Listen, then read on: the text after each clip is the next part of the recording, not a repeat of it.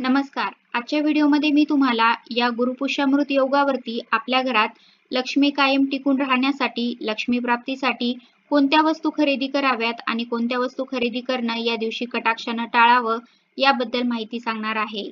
आणि ज्या लोकांना मौल्यवान वस्तू खरेदी करणं शक्य होत नाही, तर त्यांनी अगदी 5 ते 10 रुपयाची कोणती वस्तू खरेदी करावी हे सुद्धा सांगणार आहे.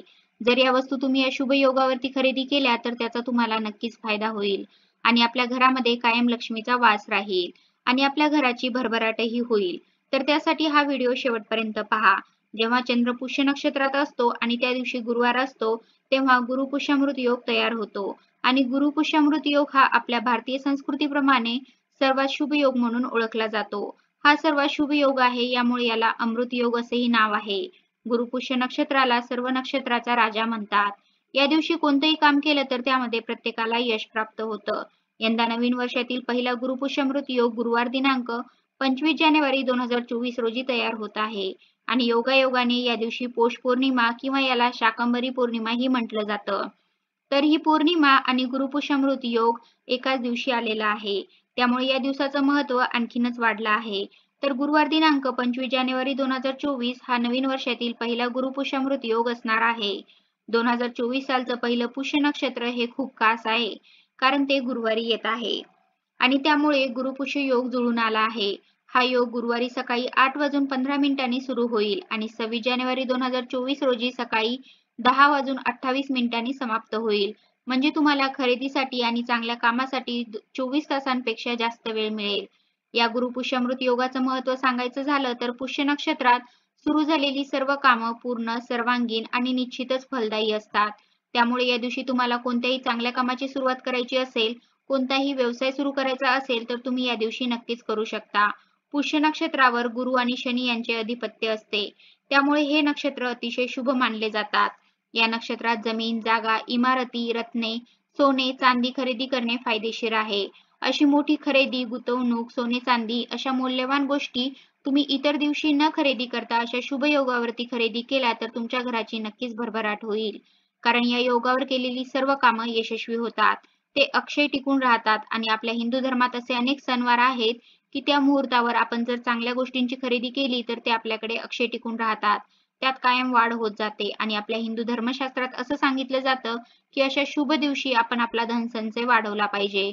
म्हणजे काय, तर आपल्याकडे जे काही धनधान्य संपत्ती असेल त्यामध्ये थोडी का होईना भर घातली पाहिजे, जेणेकरून आपली उत्तरोत्तर प्रगती होत जाईल. कारण या योगावरती आपण काही चांगली खरेदी केली तर त्या वस्तू आपल्याकडे बऱ्याच काळ टिकून राहतात. उलट त्यांच्यामध्ये वाढ होत जाते. त्यामुळे आपल्याला काही खरेदी करायची असेल किंवा देवघरात किंवा लक्ष्मीकारक काही वस्तू घ्यायच्या असतील तर ते इतर दिवशी न घेता अशा योगावरती घेतल्या तर त्याचं शुभ फल आपल्याला प्राप्त होतं. त्याचबरोबर आपल्या घरात लक्ष्मी कायम टिकून राहते, त्यामध्ये वाढ होत जाते.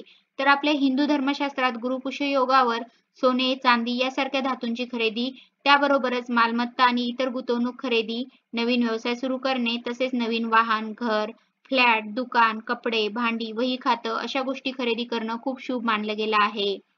त्यातल्या त्यात सोने, चांदी, पितळेच्या वस्तू, सोन्याचे दागिने अशा वस्तू खरेदी करणं जास्त शुभ मानलं गेलं आहे.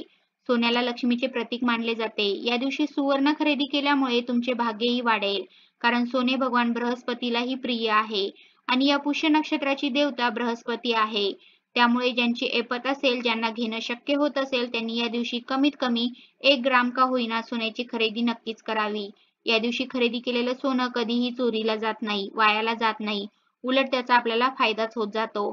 म्हणजे जर सोनं खरेदी केलं तर सोन्याला सोनं लागतं आणि ते दिवसेंदिवस वाढत जातं. म्हणजे त्यात उत्तरोत्तर वाढ होत जाते. त्यामुळे या दिवशी सोन्याची खरेदी सगळ्यात जास्त मौल्यवान आहे. पण आता सोन्याचे वाढते भाव पाहता सर्वसामान्य माणसाला तरी सोन्याची कोणती वस्तू घेणं परवडत नाही. तर त्यांनी काय करावं? ज्यांना चांदी घेणं शक्य असेल त्यांनी चांदीची सुद्धा कोणतीही वस्तू घेऊ शकता. कारण यावर्षी योगायोगाने पौर्णिमा आहे आणि चांदी हा चंद्राचा आवडता धातू आहे. त्यामुळे या दिवशी चांदी जरी खरेदी केली तर ते खूप मौल्यवान असणार आहे. किंवा तुम्ही चांदीची गणपतीची मूर्ती, चांदीची लक्ष्मीची मूर्ती, लक्ष्मीची पावले, चांदीचा शिक्का, चांदीचे निरंजन या सर्व लक्ष्मीकारक वस्तू आहेत आणि बऱ्याच जणांना त्या परवडण्यासारख्या सुद्धा आहेत. त्यामुळे यापैकी जरी तुम्हाला काही घ्यायचं असेल तरी तुम्ही चांदीची वस्तू नक्कीच खरेदी करू शकता. किंवा ज्यांना काही खरेदी करायचं असेल त्यांनी व्यवसाय सुरू करू शकता. वाहन, जागा, जमीन या सर्व गोष्टी खरेदी करू शकता आणि या सर्व गोष्टी बऱ्याच महागड्या आहेत. त्यामुळे सर्वसामान्य माणसाला तरी त्या परवडण्यासारख्या नाहीत. त्यामुळे ह्यापैकी ज्यांना अशा गोष्टी खरेदी करणं शक्य होत नाही त्यांनी या दिवशी हळद खरेदी करू शकता. या योगात हळद खरेदी करणं ही शुभ मानतात. ₹10 किमतीची हळद तुमच्या आयुष्यात सकारात्मक बदल घडवून आणू शकते. आता बऱ्याच जणांकडे साठवणीची हळद असते किंवा सगळ्यांच्याच मसाल्यांच्या डब्यामध्ये हळद असते. पण या दिवशी तुम्ही अगदी 5 किंवा ₹10 का होईना हळद नक्कीच खरेदी करा. कारण गुरुवारसाठी पिवळा रंग हा अतिशय शुभ मानला जातो आणि हळद ही भगवान विष्णूंना अतिशय प्रिय आहे. बघा आपण अनेक जण गुरुवारच्या दिवशी हळदीचे अनेक उपायही करत असतो. जसं की उंबऱ्यावरती हळदीचं लेपन. हळदीचं लेपन सुद्धा तुम्ही या दिवशी नक्कीच करा. कारण गुरुपुष्य योग आहे आणि पौर्णिमा आहे. त्यामुळे माता लक्ष्मीचं आगमन आपल्या घरात होणार आहे आणि हळद विष्णूला प्रिय आहे. ज्या ज्या घरात भगवान विष्णूची सेवा केली जाते त्या त्या घरात माता लक्ष्मी अखंड वास करते. कारण माता लक्ष्मीला भगवान विष्णूची सेवा सर्वात जास्त प्रिय आहे. त्यामुळे या दिवशी आपल्याला उंबऱ्यावरती हळदीचे लेपन करायला विसरायचं नाही.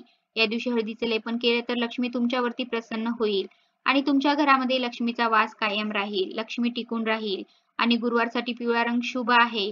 तर गुरुपुष्यामृत योगावरती तुम्ही शक्यतो पिवळ्या रंगाच्या वस्तू सुद्धा खरेदी करू शकता. त्यातल्या त्यात सगळ्यात स्वस्तात मस्त हळद खरेदी करणं जास्त शुभकारक ठरू शकतं. त्यानंतर दुसरी वस्तू म्हणजे अख्खे धने. धने सुद्धा लक्ष्मीकारक आहेत हे आपल्या सर्वांनाच माहिती आहे. कारण दिवाळीमध्ये जेव्हा आपण लक्ष्मीपूजन करतो त्या दिवशी सगळ्यात जास्त महत्त्व धन्याला असतं. आपण त्या दिवशी अख्खे धने लक्ष्मीपूजनामध्ये ठेवतच असतो आणि त्या धन्याची पूजा करत असतो. म्हणजे आपल्याकडे जे काही धनधान्य आहे ते समजून आपण त्या धन्याची पूजा करत असतो. त्यामुळे मसाल्याच्या डब्यात किंवा तुमचे साठवणीचे जरी धने असतील तरी या दिवशी ₹10 का होईना तुम्ही धने नक्कीच खरेदी करा. यामुळे सुद्धा लक्ष्मी तुमच्या घरामध्ये टिकून राहते. त्यानंतर तिसरी वस्तू म्हणजे चण्याची डाळ किंवा हरभऱ्याची डाळ. या दिवशी चण्याची डाळ सुद्धा खरेदी करणं जास्त शुभ मानलं गेलं आहे. कारण ग्रहांची पूजा करताना चण्याची डाळ वापरली जाते. भगवान विष्णूला पंचामृत, तुळशीची पाने, गूळ आणि हरभरा डाळ या दिवशी अर्पण करा.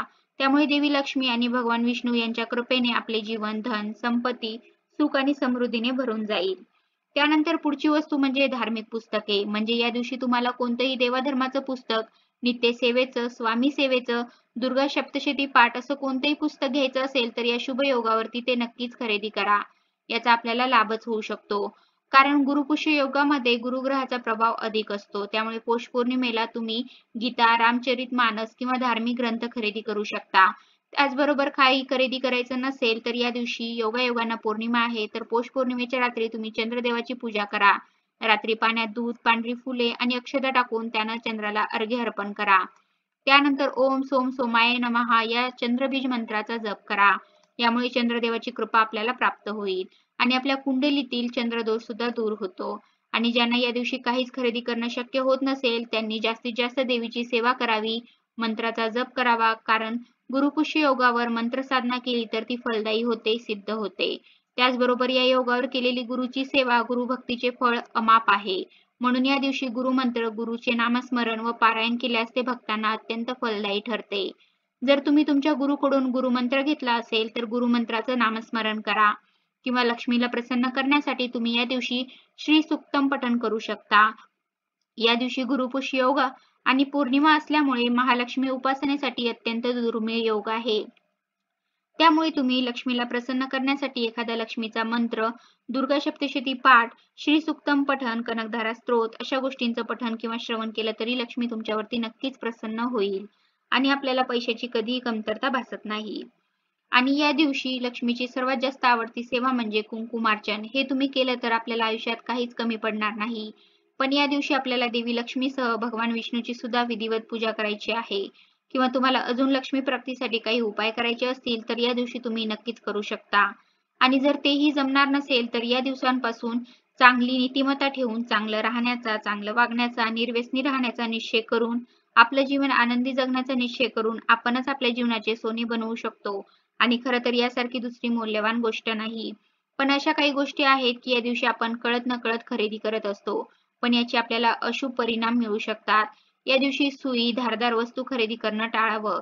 त्याचबरोबर जुन्या सेकंड हँड वस्तू खरेदी करू नये. तसेच या दिवशी काळे वस्त्र, चामडीची वस्तू शक्यतो या दिवशी खरेदी करणं टाळावं आणि जास्तीत जास्त चांगल्या आणि लक्ष्मीकारक वस्तू खरेदी करण्याचा प्रयत्न करावा. याचा तुम्हाला नक्कीच फायदा होईल. तर मी तुम्हाला जे जे सांगितलं त्यापैकी जे शक्य होईल तेवढं नक्कीच खरेदी करा. याचा तुम्हाला नक्की फायदा होईल. धन्यवाद.